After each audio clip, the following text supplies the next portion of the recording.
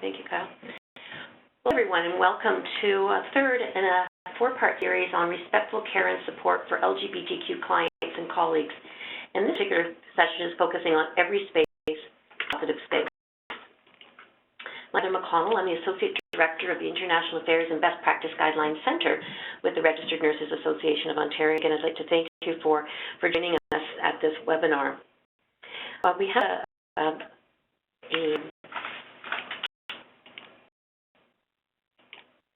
as I said, in this one, focusing on every space, a positive space. For those of you that haven't had the opportunity to either participate live or access one of our archived webinars, this is part of a four-part series that has topics such as introductions to LGBTQ culture and terminology, reflecting on personal attitudes and values, and a session on supporting trans clients and colleagues. And as I said, this particular session today is focusing on every space, a positive space.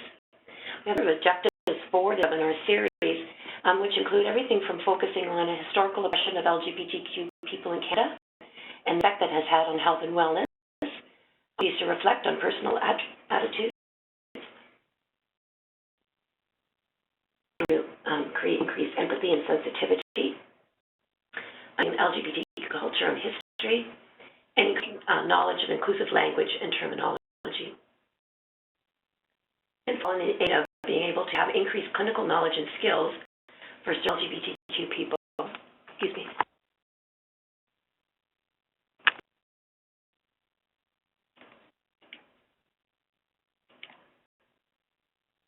For those of you that aren't familiar with the Registered Nurses Association of Ontario, RNO is the professional association of registered nurses.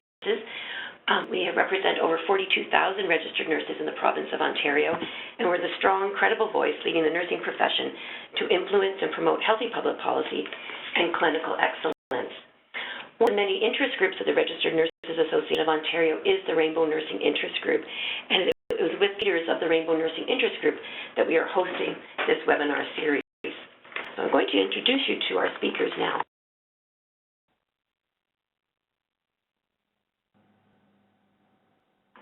Diane Redding is a founding member of the RNO's Rainbow Nursing Interest Group, and she served as the co-chair for 4 years.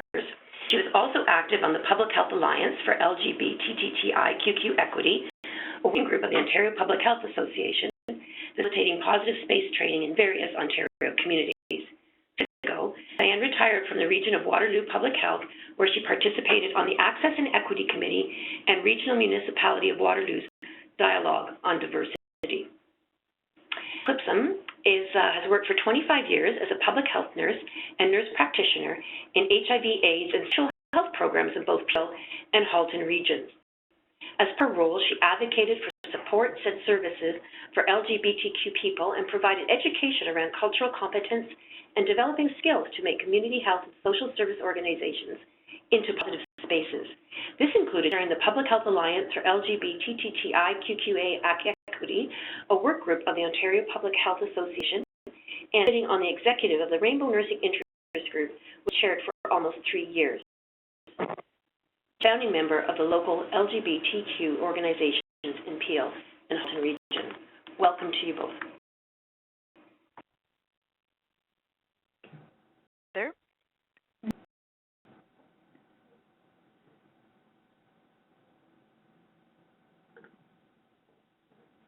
Hi, so this is Dan, and so today we're going to be talking about positive space initially, and this was a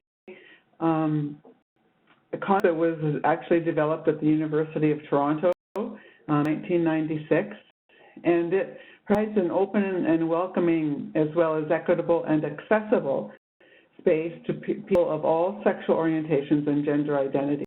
And very important to this concept is that all staff have trained to understand the issues around sexual and gender diversity, and that they are familiar with human rights, diversity, and resources.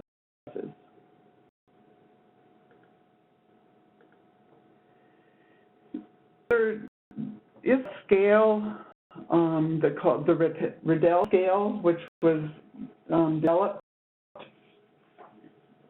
by Dorothy Riddell, and it's used to understand people's responses towards homosexuality. And the scale does include 4 negative and 4 positive levels of attitude toward lesbians and gay men. But these attitudes could also be seen to be for bisexual and transgender people as well. Negative levels of attitude are repulsion, pity, tolerance, and acceptance. So with repulsion, that attitude believes that gay people are sick, crazy, immoral, and sinful, which justifies changing or eliminating them. For pity, people believe that gay men and lesbians are somehow born that way and should be pitied. The goal is to help these poor individuals to become as normal as possible. People tolerant view homosexuality as a phase of adolescent development that people go through and most people grow out of. Thus, lesbians and gay men, bisexual people, trans people must be protected and treated as children. They should not be given positions of authority because they are still working through adolescent behaviors. So acceptance is still classed as a negative level of attitude because it implies that there is something to accept, characterized by such statements as, "You're not gay to me, you're a person," or "What you do in bed is your business." It's fine as long as you don't flaunt it. And of course, flaunt usually means to say or do anything that makes people aware. This attitude ignores the pain of invisibility, the stress of closet behavior, and denies the social and legal realities with which gay people live. And I mentioned that the Riddell scale with the descriptions is available as a resource associated with the webinar. So positive levels of attitude are support, admiration, appreciation, and nurturing. Supportive attitude believes that gay men and lesbians deserve legal and human rights. People should treat others fairly, regardless of their own comfort with homosexuality. This acknowledges that being lesbian or gay in our society takes strength. This also includes looking at oneself and working on one's own homophobic and heterosexist attitudes. For appreciation, these people value the diversity of people and see lesbians and gay men as a valid part of that diversity. This would also include the willingness to combat homophobia, biphobia, transphobia in oneself and in others. People who are nurturing feel that lesbians, gay, bisexual people, transgender people are indispensable in our society. This includes viewing them with genuine affection and acting as an advocate.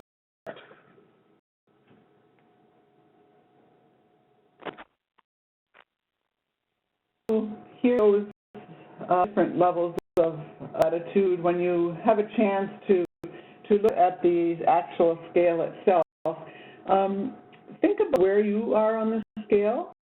Think of where you would to workplace.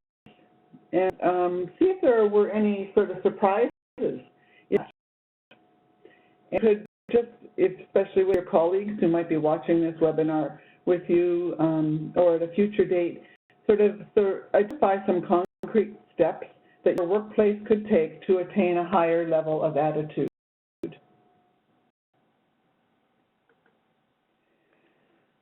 To move on to some client scenarios.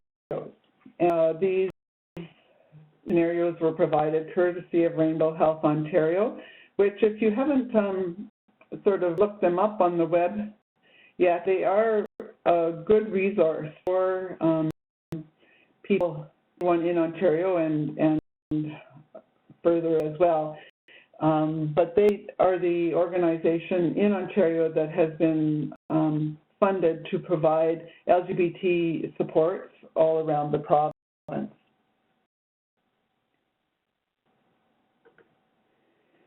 So, Kathy is a new client.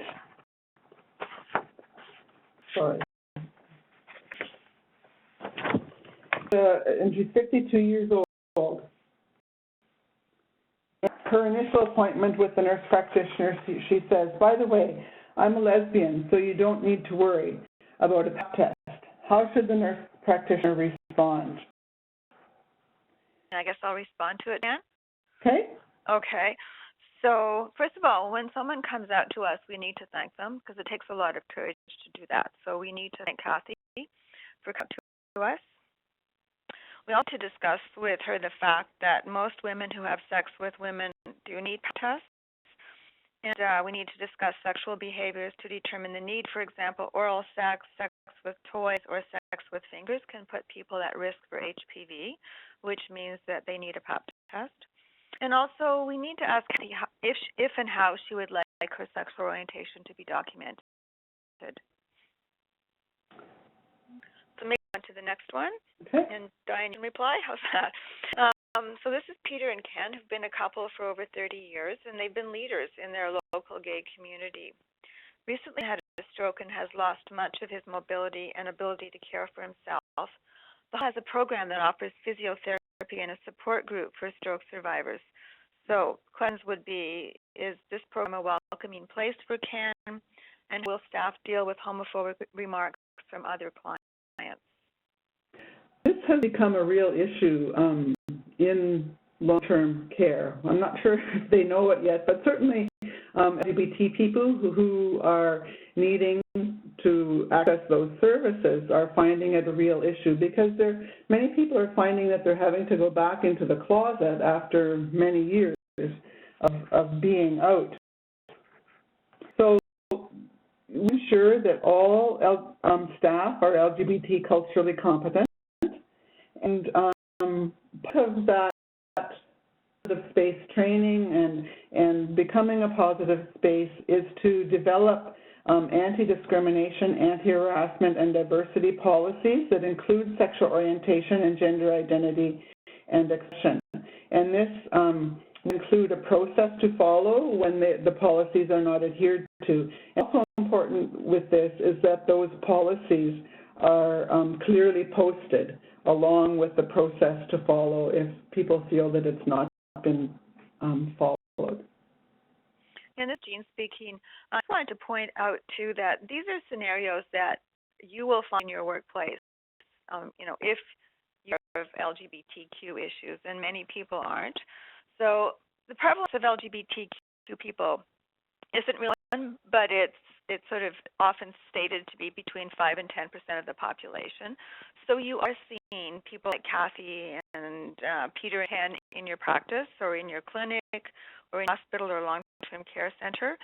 One of the ways that you can kind of use to gauge whether your space is a positive space are clients coming out to you. If they don't feel safe or they don't feel respected or they don't feel that the care is appropriate, they will not ask you about their sexual orientation. Okay. So Kumar, he's 15 and his family have lived in Canada for 3 years. His mother has brought him in with severe headaches. He is spending a lot of time in his room and seems sad. When the nurse talks to Kumar alone, he says, kids call me a fag or a tranny all the time. Does the nurse know how to work sensitively with this youth? Okay, the issue of the headaches has to be addressed, and a nurse or a nurse practitioner needs to do a traditional headache assessment, but also needs to keep in mind the bullying that this youth seems to be facing and is telling you about. So it's really appropriate to discuss gender identity, sexual orientation with this client, not necessarily requesting that they come out to you, but just talking about it. Also discuss bullying. Also be discussing some of their services in the community. Perhaps there's a straight alliance at the high school. A lot of youth in gay straight alliances can be questioning, not sure what their sexual orientation or gender identity is, and that could normalize it for this youth. They can also connect with a nurse in the school, or if there's any support programs in your community, you could also connect the youth with that as well.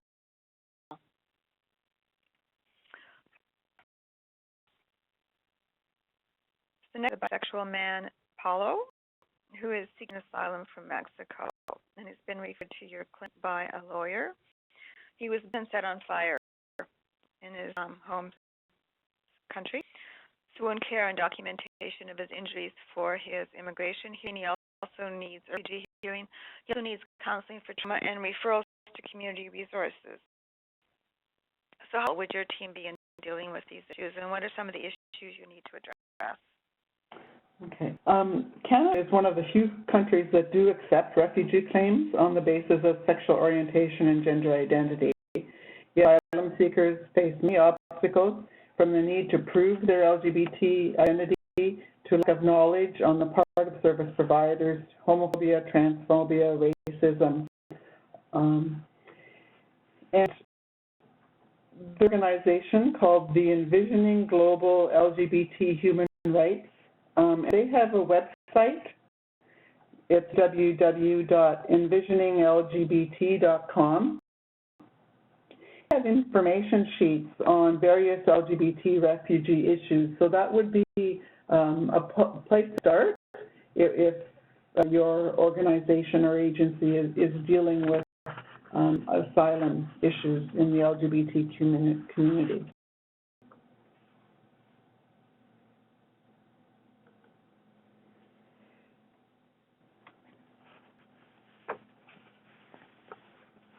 A kid is 17. And she's Aboriginal and identifies as two-spirited. She's home due to conflict about her sexual identity. She's been living on the streets and doing sex work. Kim is pregnant and wants to get clean and get settled. She has needs, including a wish to connect with others, especially elders who identify as two-spirit. How will the team approach Kim's complex needs? This is speaking of Kim has many needs, and so some of the things we need to discuss with her would be prenatal care, her substance use, housing, parenting support. She also needs and wants a connection with First Nations resources. So again, we need to connect her with whatever's available in our communities around First Nations support too.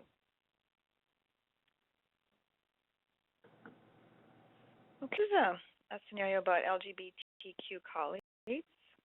In this case, Grace is a nurse on the nursery unit. She and her same-sex partner are having a baby. Now, Grace seems happy about it, but doesn't talk much about her personal life. So whether it's appropriate to have a shower for Grace, such as they would for a state staff person. What's the best way to handle this? Well, have a shower would be a short answer. I mean, you know, LGBTQ families are the same as families and celebrating the birth of a baby, excitement, and so on. And as colleagues for Grace, we need to acknowledge the wonderful things that are happening in her family. So we need to question, why is Grace quiet about her personal life? Is she experiencing some homophobia at work or some discrimination? And on staff who's an ally of Grace may want to let her know that they support her and that they're really happy for her, and maybe lead the planning of the shower for her.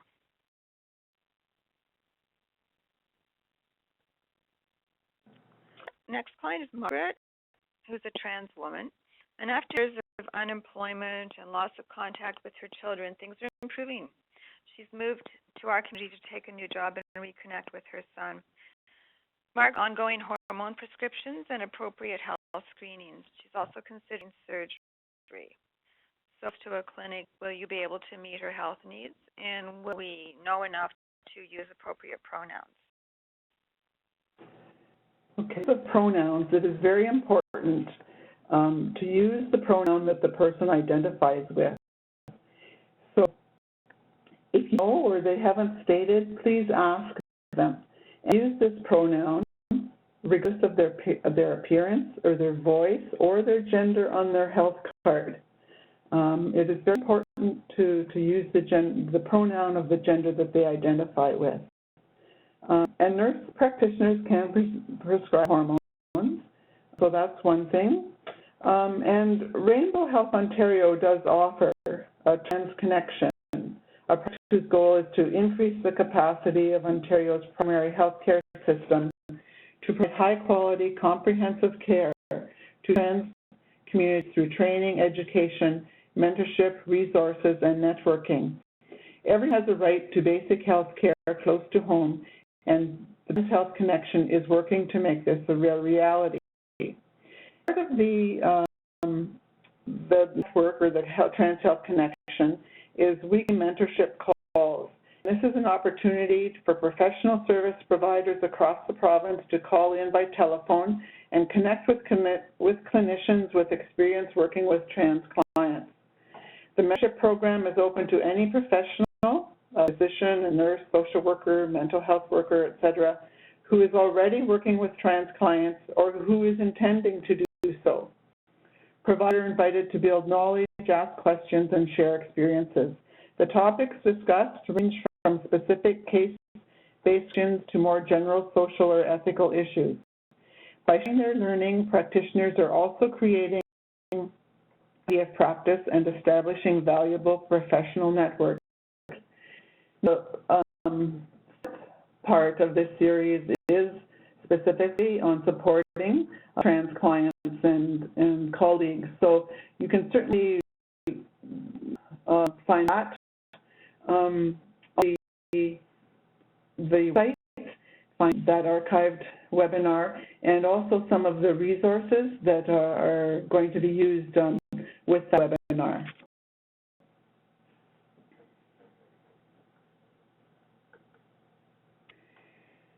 So, fathers to be.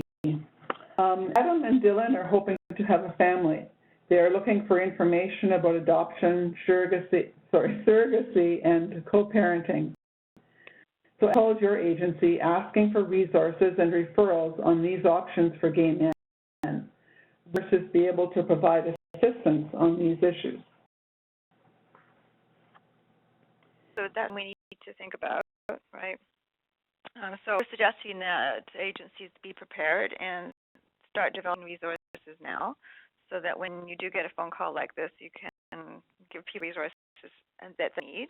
Also, look at your community and develop a list of resources for LGBTQ people in communities, such as support groups or agencies, the right agency or something like that, just so that you're aware and so that you can refer people to an appropriate resource. Would just sort of add that research has shown that you know, whether the parents are gay or lesbian, heterosexual, it doesn't matter so much to the child. It's the relationship between the parents, between the parents that has the impact on the development of the child.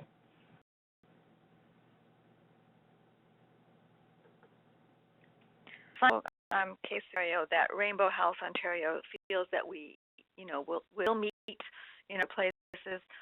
It's Grace and Fran. So Fran is 73 years old, and she's lived with Grace for 24 years. They were small-town teachers and very closeted.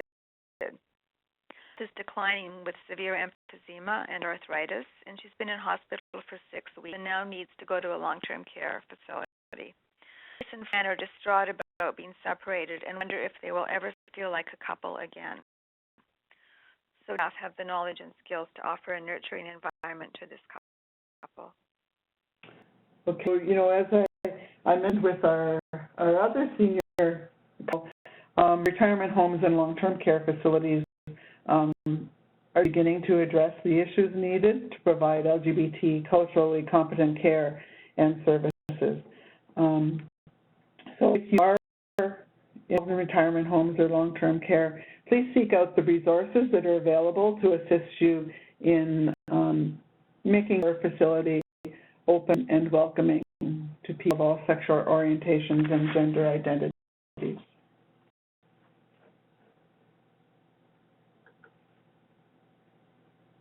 Okay, this is Jean. We're moving on to the workplace assessment tool. I want you to realize that there are a whole series of documents attached to each of our webinars, and the documents attached to this webinar as well, so you don't need to take notes. The workplace assessment tool that we developed through the Public Health Association about 7 or 8 years ago is a 7 or 8 page document, so I'm not going to go through the whole thing in this PowerPoint, but it is attached to this webinar so that you can have a look at it. And a way to look at assessing our workplace in quite a bit of great detail. In some ways, it looks overwhelming when a person realizes how much is involved in assessing our workplace. So our advice is to take it slow, pick 1 or 2 things to work on each 6 months or each year, and then keep going. Our workplace assessment tool was based on one developed by the Pink Triangle program in Ottawa, and they gave us permission to adapt it and to use it. I'd like to thank them for their initial work. And the assessment tool looks like the way I pictured it here on PowerPoint. In the last webcast, we talked about personal values and becoming culturally competent for an individual nurse. It's extremely difficult for an individual nurse to be culturally competent when her workplace doesn't support her. So cultural competence is also organizational, and organizations do need policies and procedures that work to achieve organizational cultural competence. Aspects of an organization that we need to look at is the governance of the organization, and that can be a board of governors. I worked in public health, and so that was a public health unit or politicians. Some of the ways we can look at what a positive space looks like in terms of governance is there are discrimination statements posted in all areas of the organization, and there are policies and procedures, as Diane talked about earlier, regarding non-discrimination. The governance body consults with and actively recruits members of the LGBT communities to be on their board of governors, and they're members of the governance body. So those are the aspects of governance. We also, when we're assessing our organization, need to look at the administration of the organization. For example, do managers have the training and skills to address homophobic, biphobic, or transphobic comments? The organization include the needs of LGBTQ communities during program planning and strategic planning? Does the agency create a safe and supportive environment for LGBTQ identified staff and openly out managers, supervisors, and frontline staff? Personnel policies and practice says, there needs to be a wide range of different policies and practices in order to work towards becoming a positive space. So in terms of staff recruitment, the organization advertises employment opportunities in LGBTQ media. To recognize a positive attitude towards LGBTQ people criterion for working, for example, on interviews for new staff, are there questions relating to people's attitudes towards LGBTQ people? In terms of staff retention, are cultural competence skills included in all job performance appraisals? And the organization committed to creating a supportive atmosphere for LGBTQ people in all programs and activities. In training, does the organization provide all staff, including governance staff, with competency training? I'm a real fan of staff training. I worked for an organization that back in the 90s made LGBTQ or anti-homophobia training mandatory for staff. A lot of people were upset about that, but the training was carried out. And it was interesting to see the effect of what happened as more and more people in the organization became trained. All of a sudden, staff started coming out, and it turned out that there were many more LGBTQ identified staff than anybody had ever thought. Nurses who were working in the schools were coming up to us and telling us afterwards that I've got students coming out to me now. This has never happened before. And many of the nurses in various going out to work in the community found people coming out to them. And so that training really worked. I saw it work for my brother. He was a teacher in Winnipeg, and they were required to have 2 anti-homophobia training days. I saw a big change in his attitudes and values, too. So I'm really thinking that training staff and all of the staff of an organization is a really effective way, just a positive space. Dealing with incidents of homophobia, heterosexism, biphobia, and transphobia, it's important the organization has clear policies and procedures that encourage inclusive language and behaviors, as well as practices. And we need to also have clear policies and practices to deal with incidents of homophobia, transphobia, or biphobia. As you can see, it's very complex. It's a little bit easier if you actually have the workplace assessment tool in front of you, but there are many, many aspects to being a positive space. So an agency's communications, promotional materials have to be LGBTQ inclusive. So, for example, you're advertising your prenatal classes, you don't have a heterosexual couple on the front of the pamphlet. The organization displays LGBTQ materials such as newspapers, articles, and pamphlets, as well as LGBTQ positive signs. In terms of community relations and health promotion, the organization participates in LGBTQ networks in their area. So utilizes the expertise of LGBTQ people or families in all outreach activities, health promotion, and program planning. Service delivery. The confidentiality part is really important. So staff need to explain to their clients how confidentiality will be protected and who will have access to the information. And I already mentioned today once, we need to ask permission to document sexual orientation and gender identity in someone's chart. And intake processes, this is an easy way for organizations to indicate that they are working towards becoming safe spaces. So all staff are trained to use culturally appropriate language, and intake forms provide for optional self-identity regarding gender identity, things like status, family status, sexual orientation, and the option for further explanation. So in our assessment and work with clients, we need to aware that presenting problems of LGBTQ clients are not always related to sexual orientation or gender identity. So like with the headaches, we have to rule out other causes of headaches. Staff are aware of the societal prejudice and discrimination that LGBTQ clients experience and assess for prevalent risk factors in the LGBTQ communities: social isolation, harassment, depression, suicide, ideation, and substance use. In the second class, we did on our sheet on cultural competence talk about specific health issues with LGBTQ people. As we said already today, our agencies need to have resource lists for appropriate referrals for LGBTQ health concerns. We need to be aware that coming out is a lifelong process and that one should never out someone. And outing someone is talking about a patient or a client, even to a staff member. Again, we need permission to do that or to document that. Staff need to be aware of terms and definitions that relate to LGBTQ people, such as two-spirit, trans, and bisexual.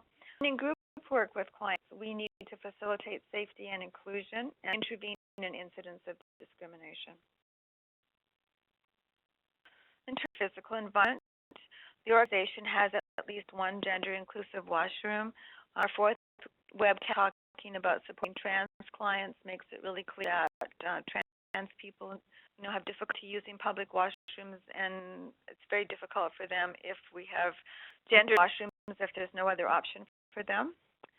We might want to have symbols. There's one here on the PowerPoint, such as a rainbow flag clearly visible. The agency has completed appropriate staff training. It's important to put non-discrimination statements like the Ontario Human Rights Code in waiting rooms. Again, posters, pamphlets, and other promotional tools that are inclusive of LGBTQ people. So there was actually an American one. And it's based on the American military's, idea of don't ask, don't tell. But it's an idea. Something like this would be great in a waiting room. Again, we'll know that we've succeeded if we have openly identified members of the LGBTQ communities on all levels of management, the governors, and in the front line and as clients. Indicators from the workplace assessment tool.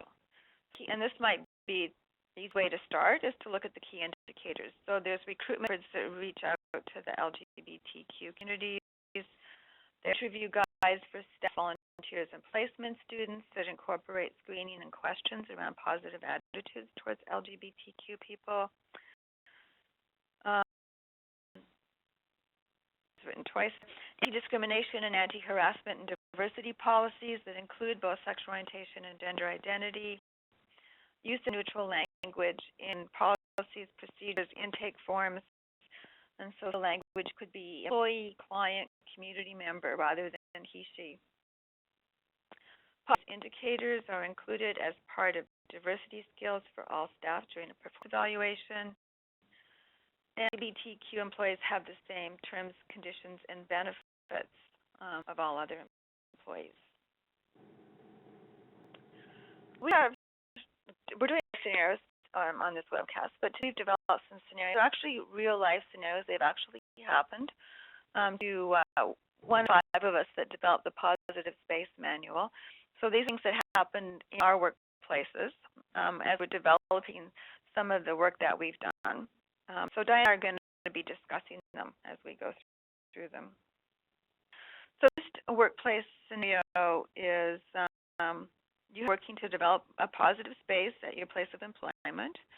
So you hear rumors going around that you might be gay or lesbian because you were so passionate about the issue. So since we'd like you to think about it, what would you do and what are the issues and what needs to change in this workplace? Diane?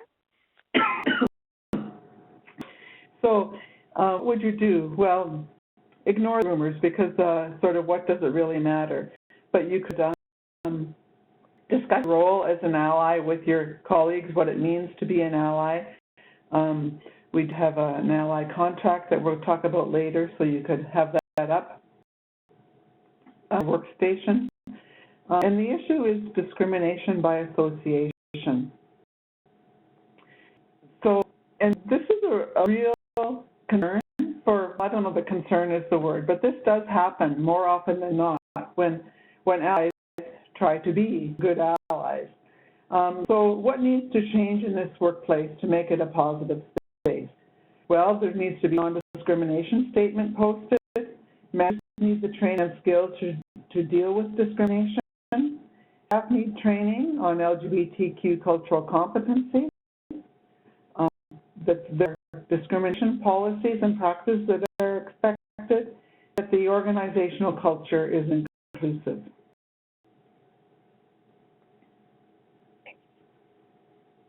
Diane?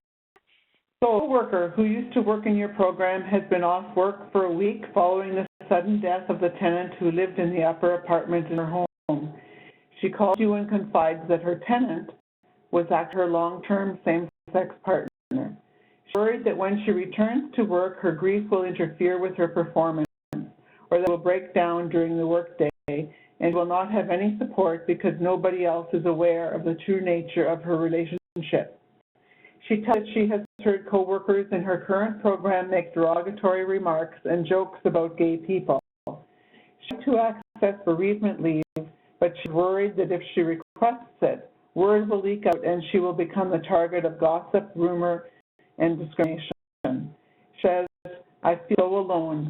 I don't know what to do, and I don't have anyone else to talk to. So questions then. So what would we do? Well, I think we offer whatever support our coworker needs. We offer to listen. We can offer to go with her to her manager to ask for a bereavement leave. And we need to tell her that we will stand up to other staff and support her.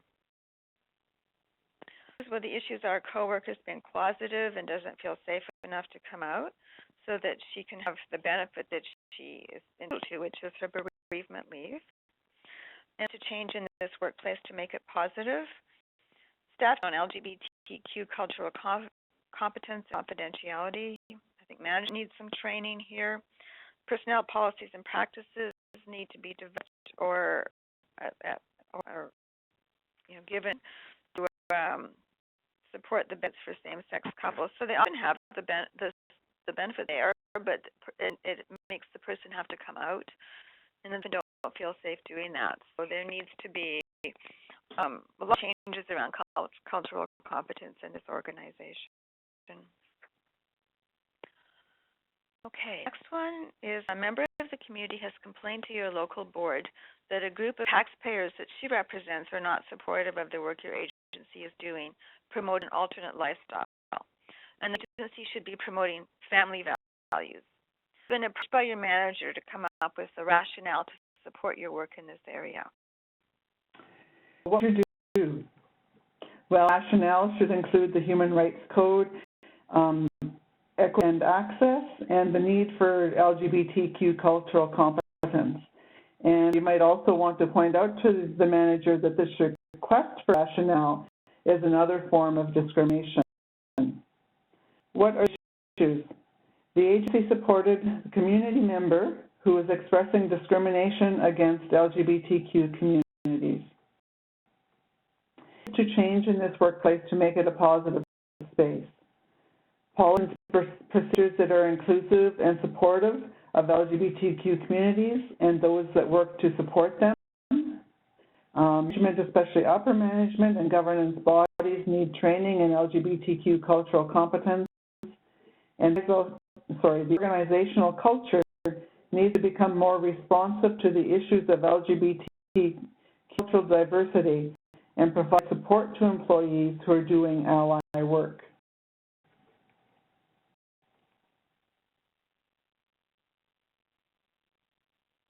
Diana. Okay. A colleague comes to you to say she will bring her same-sex partner to the potluck get-together you're planning at work, to which spouses have been invited. She's never spoken about being gay to anyone at work and wonders what the action will be and how to approach it so she is not a gossip item. So we need to offer whatever support our coworker needs. Could be your partner and going together with her. It could be standing with them at the party if they bring their partner. It could be supporting them to come out to the team before the party. And who's here? Not supportive of LGBTQ diversity within their team. Change in this workplace. Coworkers again need LGBTQ cultural competence training. They need to have awareness of the coming out process, and they need to learn how to support a colleague. And policies and procedures around non-discrimination. For our scenario, you are a nurse who's caring for a patient who is LGBTQ identified. At the nursing station, you hear staff making negative comments about your patient's sexual orientation. So as a student, you could discuss your concerns with your instructor, and if you're comfortable with it, discuss those concerns with the staff in this placement. So issues. Staff is breaking confidentiality and are demonstrating discrimination against a patient who identifies as LGBTQ. What needs to change in this workplace to make it a positive space? Nomination statements need to be visible throughout the workplace. Policies and procedures need to deal with homophobia. Management needs training to deal with discrimination and breach of confidentiality. Staff training on LGBTQ cultural competency. Organizational culture needs to change, and it's likely that intake procedures and resource lists are needed. And students have an opportunity to learn about LGBTQ respectful care. At this point in time, that isn't standard across all universities, that LGBTQ care is included. Great, thanks. Workplace respectful care. We sent out, along with the resources that you receive for this webinar or that are on the website, an ally contract. And a reminder, it's a personal contract. We're not asking you to send it back to us or anything. But it's just an idea of the responsibilities that come with being an ally. So it's wonderful to be supportive and to be an ally, but there are some responsibilities that come along with it. And together with the responsibilities, we also include the responsibilities of using something like a positive space sticker or an ally button, for example. So when we put a sticker on our front door, that's information telling the community that everybody within our organization is trained, is respectful, is culturally competent. You need to think about a place for stickers or ally buttons. So let's say one nurse went off to do some training and came back and put a positive sticker on the door. Well, the rest of the staff haven't been trained yet. And remember, if somebody saw the sticker and was utilizing the service expecting respectful, appropriate, and accessible care and didn't receive it. So the responsibilities are around that sort of thing.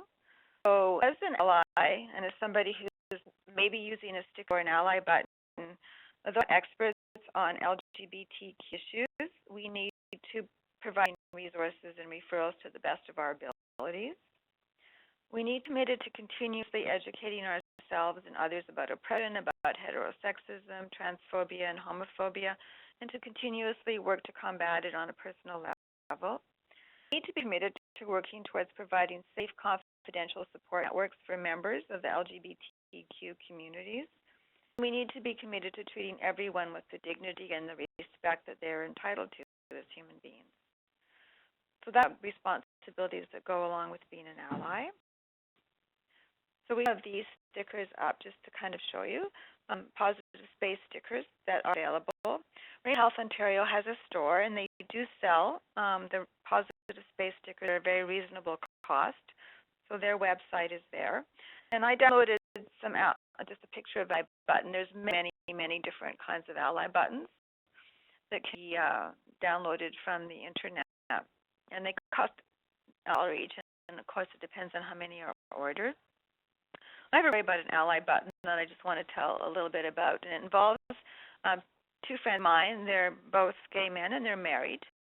And one of my friends was in his small town with his son. And while he was downtown, he got severe chest pain. He actually thought he was having a heart attack and that he might die. So he tried to call his partner, who wasn't answering his phone. So he went to a business in the town. Their next-door neighbor owned a business. So he went to the business in the town, told his neighbor what was happening, that he was having a heart attack, and would the neighbor please look after his son for him while he went to the hospital. So they called 911, and an ambulance came. And, he left his child with their neighbor. And in the ambulance going to the hospital, he talked about how terrified he was. First of all, he thought he might be dying. So his stress just got worse and worse and worse as he thought, what's going to happen when I get to the hospital and I have to tell them that I need my husband called. I need my husband to know that our child is at the store, and I need him to know that I'm at the hospital, and what are the staff going to say or do to me when they find out that I have a husband. So stressed, and of course, the more stress we get, the worse the pain gets, and he was just in an awful state when he got to the hospital. And when he got to emerge, the first nurse that came to see him had an ally button on, and he just felt his stress diminish. He just felt so much better. He told the nurse that he needed his husband contacted. The nurse was fine with that and went ahead and did that. His care was wonderful. His care wasn't compromised by the fact that he was a gay man, but he did have that worry. So it shows the power of a small thing like an ally button to be supportive and to help somebody through a crisis situation. He was fine, by the way. It was a gallbladder attack. We're talking again about the responsibilities of using a pride symbol. So we know it's great to put a positive space sticker up. There are the responsibilities that go with it. And mostly around making sure everybody's culturally competent. Questions we can answer. They can be forwarded to RNAO, and we can try to answer them. I'm the chair of Rainbow Nursing Interest Group on our website on RNAO. My email address is there, and you're welcome to email any questions or concerns. In your homework, we wanted to make a list of 3 things that you can do today to begin making your workplace a positive space. Or think about that. Comments? I think that sums it up. Okay. I'd like to thank both Diane and Jean for today's session, and the sharing of case scenarios and real-life situations has really provided a very clear illustration of the issues, and you've also provided a framework for discussing the various changes and support necessary to achieve the goal of every space being a positive space. So I'd like to thank both of you very much for your leadership in this area and the time that you spent with us today. on a particular topic. And again, we'd like to encourage those of you that are listening to this webinar to consider the other three modules or other three webinars in this series, the part 4 being more on supporting trans clients and colleagues. So again, thank you very much to both of you. Thank you.